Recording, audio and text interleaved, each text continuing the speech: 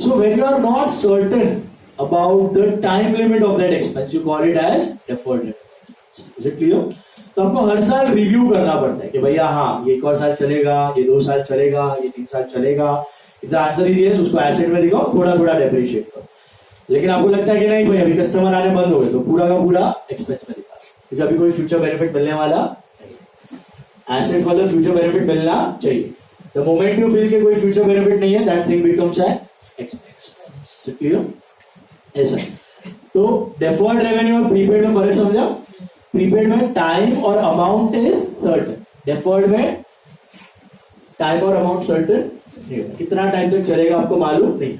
Heavy legal expense भी वैसा ही. आपने लॉयर को 60,000 रुपए दे दिए, 2 ही साल में 6 केसेस हो गए. आपने तो 3 साल सोच के दिया, 2 ही साल में 6 केस हो गए, खत्म हो. ये खर्चा 2 साल में खत्म हो जाएगा, 2 साल में खत्म हो जाएगा, बराबर है. तीसरे साल वापस देना पड़ेगा आपको. बात समझ में? ऐसा हो. डेफर्ड रेवेन्यू एक्सपेंस का एक और नाम होता है fictitious asset. Deferred revenue expense का एक और नाम होता है फिक्टिशियस एसेट. उधर लिख लो, FICTITIOUS, FICTITIOUS, fictitious asset. Fictitious asset. मेरा मार्क पहुंचेगा. Fictitious asset. फिक्टिशियस का मतलब होता है काल्पनिक, इमेजिनरी एसेट. हेलो. फिक्टिशियस का मतलब होता है काल्पनिक. तो ये ऐसा एसेट है जिसको आप बेच नहीं सकते, लेकिन फिर भी बेनिफिट मिलेगा. क्यों मिलेगा? समझ में आया? हेवी खर्चा कर लिया, हेवी खर्चा कर लिया तो 1 साल के अंदर कस्टमर बंद नहीं हो जाए, 2-3 साल तक बेनिफिट आते रहेगा. तीनों समझ आए? What is capital expenditure? Brief में बताओ मुझे. Expense incurred on long term benefits, बराबर है, non recurring. What about revenue expense? Short term expense. Life is less than a year. Salary, rent, commission, purchase. And what is fictitious asset? Deferred revenue expense? Long-term expense. Expense but with a benefit of more than a year. Cash discount, trade discount हमने किया हुआ है, solvent, insolvent किया हुआ है. Accounting year देख लो. Accounting year is a period of 12 months at the end of which you prepare final account, financial statement. You find out the results of the business. Generally this period is of how many months? 12 months. And which 12 months? Starts from April to March 31st. Is it compulsory that it should be always April to March? नहीं तो business start कर रहे हो, तुम्हें April to March ही करना पड़ेगा. तो कोई भी साल ले सकते हो, तुम्हारी मर्जी. Jan to December ले लो, April to March ले लो, July to June ले लो, August to July ले लो, आपकी मर्जी. क्यों फिर April to March लिया जाता है बिजनेस? उसी को तो फाइनेंशियल ईयर बोलते हैं. काय को? Tax department. Tax department follows April to March. That's why businesses also follow April to March. So that आसानी होती है ना आपको प्रॉफिट और टैक्स कैलकुलेशन. रिटर्न फाइलिंग की लास्ट डेट 31st मार्च. मतलब रिटर्न फाइलिंग की तो आगे होती है, बट प्रॉफिट तब तक की कैलकुलेट 31st मार्च. तो बिजनेस का भी और इसका सेम हो तो अच्छी बात है. अगर आपका साल Jan to December है तो आपको वापस Jan Feb March के अलग से प्रॉफिट ढूंढने पड़ेंगे, पिछले साल के April to December के ढूंढने पड़ेंगे, दोनों को ऐड करना पड़ेगा, फिर टैक्स में ऐसा. तो प्रॉब्लम्स अवॉइड करने के लिए हम लोग April to March ले. 12 month period at the end of which you find out the results. उसके बाद trading and non trading concern दिख रहा है आपको? Trading and not for profit concern मिला. Next 2 definition very important. Trading concern का मतलब होता है the businesses or the organization which run for profit. जिसका मोटिव प्रॉफिट होता है ना, उसको बोला जाता है ट्रेडिंग कर्ज. उसको बोला जाता है ट्रेडिंग कर्ज. सारे के सारे सोल प्रोप्राइटर, पार्टनरशिप, कंपनीज, ये सब कौन है? ट्रेडिंग कर्ज. Their motive is profit. But there are organization whose motive is not profit but service, social service. They are called as not for profit. Examples? Schools, yes, but not Dhirubhai Ambani school और not Garodia, वो तो लूट लेंगे. Government school, charitable schools, municipality schools, yes, they are not for profit. Fatima 5 रुपया fees, 6 रुपया था ना. 6th में 7th में 7 रुपया, फातिमा वाले होंगे तो पता होगा। तो that is government granted. Their motive is not profit, their motive is service. Okay, और भी बहुत सारी चीजें आपके सामने देखा होगा आपने। एनजीओ देखा है, रोड ट्रैक, आपका कॉलेज का क्या है वो, लायंस रोड ट्रैक, ये सब लायंस क्लब, ये सब आपका एनपीओ में आता है। टेम्पल्स, सिद्धिविनायक टेम्पल, तिरुपति बालाजी, शिरडी, अरे कमाते झोल होता है वो अलग बात है, बट हम लोग वाइट पॉइंट ऑफ व्यू से, ठीक है। तो इसका motive is not profit, the motive is service. So what is the definition of a trading concern? Organization that run for profit motive. An organization that run to provide service are called not for profit, not trading. फिर profit आता है आपका, goodwill आता है, बहुत important. What is goodwill? Goodwill is name or reputation of a business expressed in terms of money. Name or reputation of a business expressed in terms of money, that's called goodwill. Goodwill का कैसे calculate किया जाए, नाम को कैसे calculate किया जाए, ये आपको अभी नहीं है, 12th में आएगा या फिर सीए में आएगा, हायर स्टैंडर्ड में, प्रॉफिट्स के बेसिस पे होता है, इस calculated on the basis of profit. लेकिन वो बहुत इंपॉर्टेंट चीज है। जितने भी कंपनीज का मर्जर होता है ना, एक दूसरे को खरीदते हैं बड़े बड़े कंपनीज, तो वो जो पैसा देते हैं that is mainly based on the goodwill, mainly based on goodwill. तो वैल्यूएशन बहुत इंपॉर्टेंट चीज है, वो कैसे करना है आप हायर स्टैंडर्ड्स में लर्न करोगे। प्रॉफिट और loss, what is profit? Excess of income over expense, income over expense, that's called profit. And loss is expense over income. If the cost price is more than selling price, it's loss. Selling price is more than cost price, it's profit.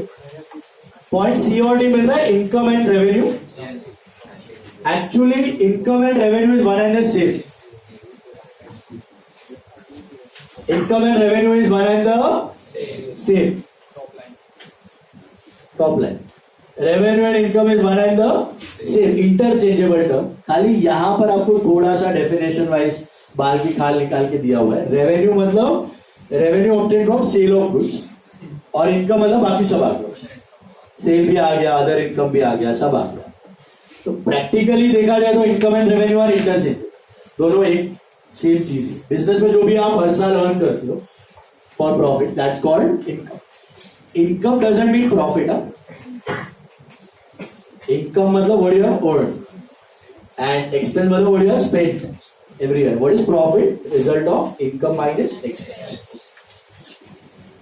Then you have got the next three items, again very important ones: fixed asset, current asset, and fictitious. Fixed और current तो आपने किया है। You know what are fixed assets? Long term. Life is more than a. What are current assets? Short term. What are fictitious assets? अभी किया। Imaginary assets. Deferred revenue expense किया था ना हमने। Deferred revenue expense. They are expense with a life of more than a year. They are called as deferred revenue expense. Deferred revenue expense. Okay. Fictitious asset भी कहा जाता है। Liabilities भी दो प्रकार के होते हैं, fixed and current. What are fixed assets? More than a year. What are fixed liabilities? More than a year. Example of fixed liability: loans, capital. Will stay in business for long. What are current liabilities? Creditors, bills payable, bank overdraft. Definition क्या है current liability? Less than a year. जैसे current assets less than a year, वैसे current liabilities भी less than a year. Simple. Fixed assets की life कितनी होती है? Fixed assets more than a year. Current assets fictitious asset expense but life is more than a year. अच्छा, is current asset and expense one and the same? What is the difference between a current asset and an expense? Both have a life of 1 year or less. Current asset भी वापस आता है। What is stock? Current asset. What is debtor? Current asset. What is purchase? What is salary? How do you differentiate?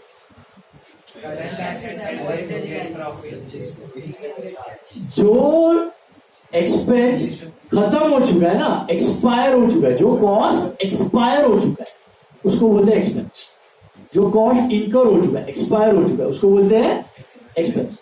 Cost expire होने के बाद जो बच गया है मसाला, जो 1 साल तक काम आएगा, उसको बोलते हैं एसेट, करंट एसेट। आपने सैलरी, आपके साल की सैलरी है 1 लाख, आपने 2 साल की पे करी, करंट ईयर और नेक्स्ट ईयर 2 लाख पे करी, तो करंट ईयर वाली सैलरी यूज हो गई, काम हो गया, दैट्स एक्सपेंस।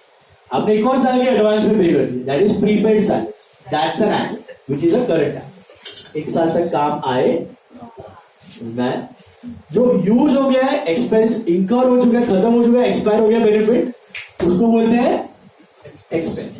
और जो बेनिफिट मिलना बाकी है उसको बोलते हैं एसेट। बट वो बेनिफिट कितने टाइम के अंदर मिलना चाहिए? 1 साल। 1 साल के अंदर मिल रहा है तो इट इज करंट एसेट, 1 साल से ज्यादा लग रहा है तो इट इज एक्सपेंस। क्लियर? समझ आया? हेलो, याद रखना, करंट एसेट मतलब अभी भी बेनिफिट मिलना बाकी है फॉर एटलीस्ट 1 ईयर और लेस। बट एक्सपेंस का बेनिफिट एक्सपायर हो चुका, खत्म हो चुका, अभी मिलेगा, इनकर हो गया वो एक्सपेंस, बचा हुआ वो एसेट।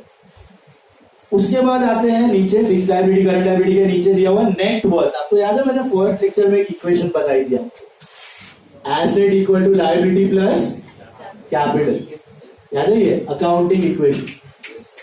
कोई भी बिजनेस में ये इक्वेशन हमेशा हमेशा हमेशा फॉलो होगी ही, बैलेंस रहेगी, कभी ये इम्बैलेंस नहीं हो सकती।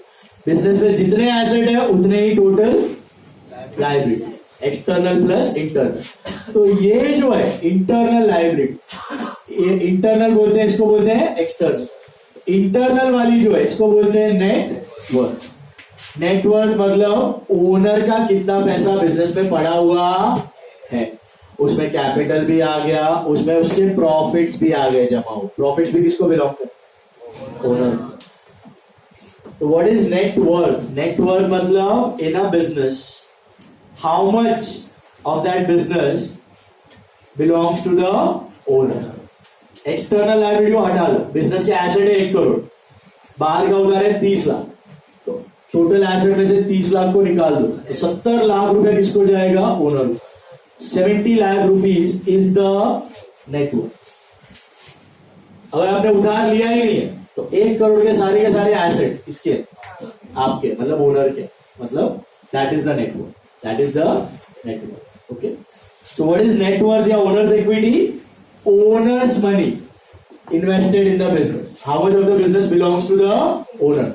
Capital plus profits. That's called net worth.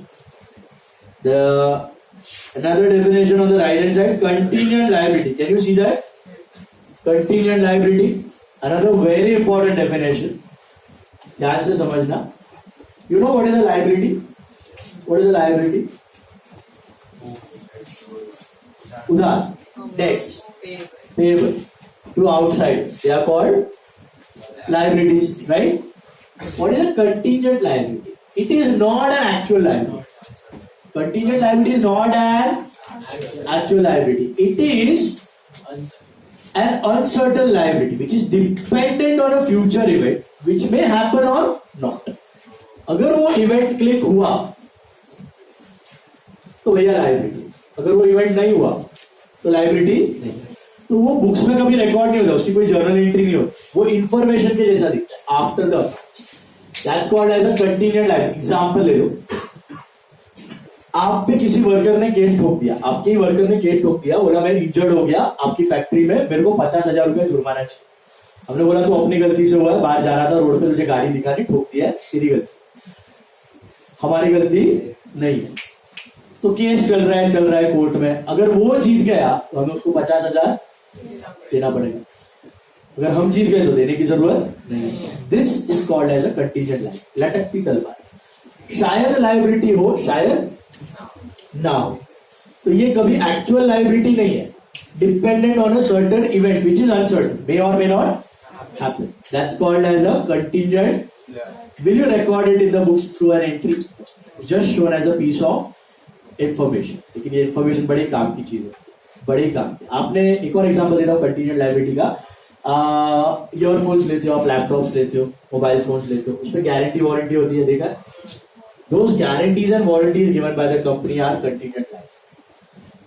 Those guarantees and warranties given by that business are contingent liability. क्योंकि आपका प्रोडक्ट अगर खराब हो गया तो उसको देना पड़ेगा, या रिप्लेसमेंट या whatever मनी या पार्ट का पैसा, उसके लिए लाइबिलिटी बची। लेकिन अच्छे से चल रहा है, साल भर 2 साल अच्छे से चल गया, पीरियड खत्म होने तक, गारंटी वारंटी खत्म होने तक, फिर उसकी वो लाइबिलिटी रही कि नहीं?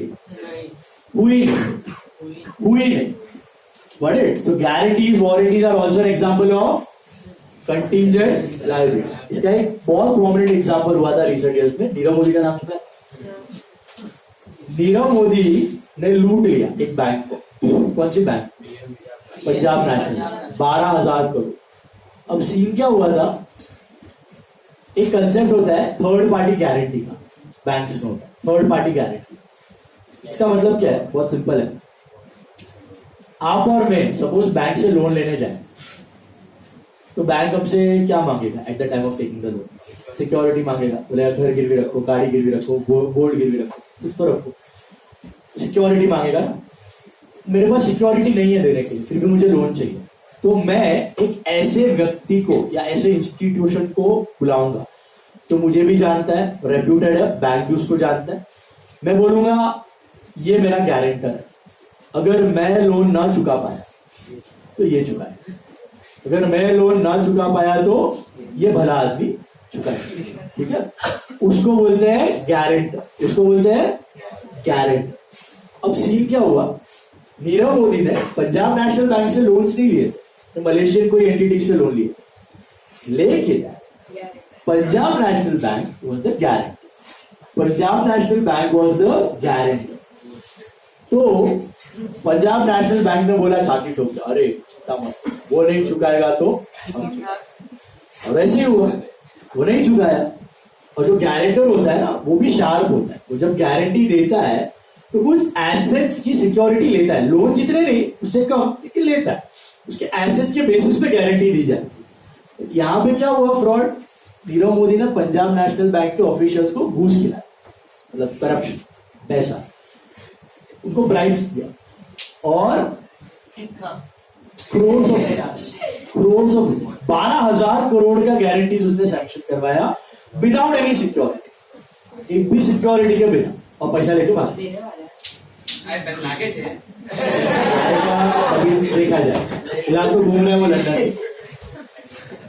सो उसने नहीं चुकाया तो गले पे आया किसका? Punjab national bank. तो कभी भी आप बैंक के अकाउंट्स देखते हो ना, तो ये पॉइंट बड़ा इंपॉर्टेंट है कि ये ऐसी खतरनाक लायबिलिटी है कंटीजेंट वाली, जो कहीं बुक्स में रिकॉर्ड नहीं। चलो बुक्स की जो आप देख सकते हो, ये लोन है, ये चुकाना है, ये क्रेडिटर्स इनको चुकाना है, ये तो आप बुक्स में देख सकते हो अकाउंट्स में, बट ये दिखती है अकाउंट्स के बाद एज पीस ऑफ इंफॉर्मेशन।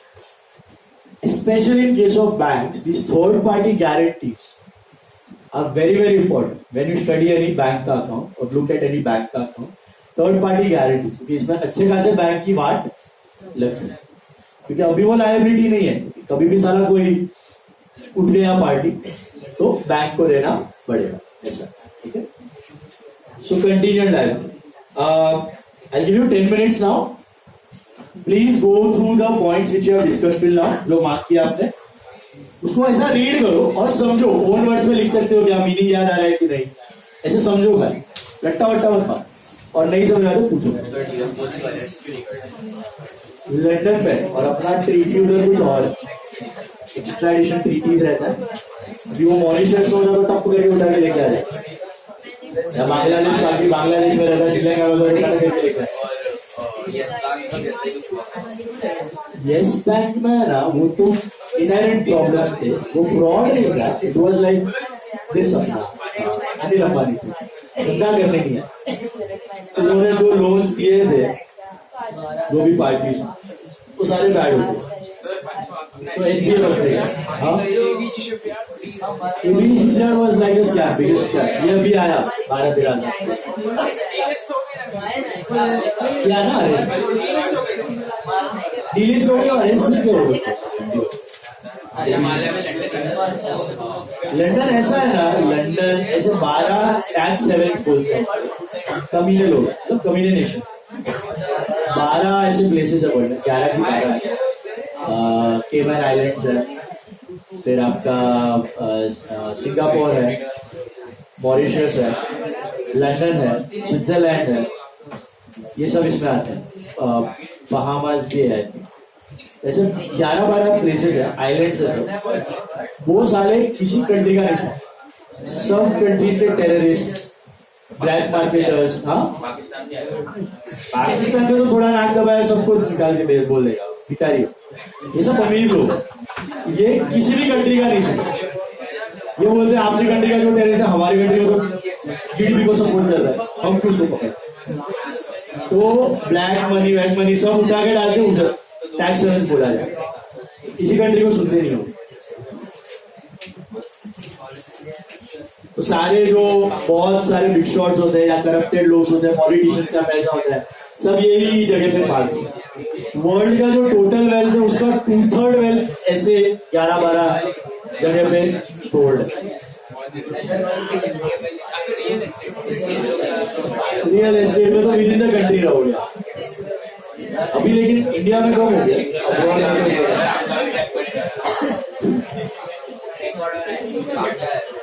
चलो चलो, आप भी कर सकते हो। हाँ क्या आप भी जोड़ कर सकते हो। सर डिस्क्लेमर देता छोड़, सिर्फ स्टडी पर्पस के लिए मैं बता रहा हूं। आपने बच्चे लोग का फीस लिया, पढ़ाई भाग सकते क्या मतलब वो 1 साल टिकेगा, फिर क्या, फिर तो धंधा करना है ना, फिर लंदन में करना। चलो we are working on a very smaller scale. Sir तो बड़ा करना। These are, ये सब इसमें पॉसिबल नहीं है, ये सब बिग बिजनेसेस, कॉर्पोरेट। सर ये नीला फूल का बोल रहा है, वो तो डायमंड मर्चेंट था ना। डायमंड्स एक ऐसा चीज है ना, डायमंड्स का इनहेरेंट वैल्यू है नहीं, गोल्ड का है। आप गोल्ड कितना भी साल के बाद बेचने जाओ आपको वैल्यू मिलेगी, जितना गोल्ड है उसका ग्राम के हिसाब से। डायमंड ऐसा है ही नहीं।